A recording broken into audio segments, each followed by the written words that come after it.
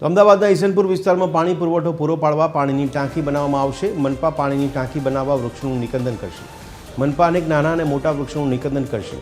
ગાંધીનગર સહિતની મનપા વૃક્ષો કાપ્યા બાદ અન્ય જગ્યા પર પ્લાન્ટેશન કરે છે. એએમસીએ અન્ય જગ્યા પર વૃક્ષો વાવવા હજુ કોઈ આયોજન કર્યું નથી. પીવાનું પાણી એ પ્રાથમિક જરૂરિયાત છે. દરેક નગરજનને પીવાનું પાણી સહેલાઈથી પ્રાપ્ત થાય, સરળતાથી પ્રાપ્ત થાય એ માટે ઈસનપુરની અંદર જે રીતે વસ્તીની માત્રા વધી જતી હતી, ડેવલપમેન્ટ જે રીતે થઈ ગઈ છે, એમ આજની સ્ટેન્ડિંગ કમિટીની અંદર એ પ્લોટની અંદર આપણે વાત કરીએ કે પાણીની ટાંકી એ મંજૂર કરવામાં આવી છે. પરિણામે ત્યાંની જે પાણીની વર્ષો જૂની સમસ્યા હતી પીવાના પાણીની, આ સમસ્યાનો આવનાર સમયગાળા દરમિયાન અંત આવશે.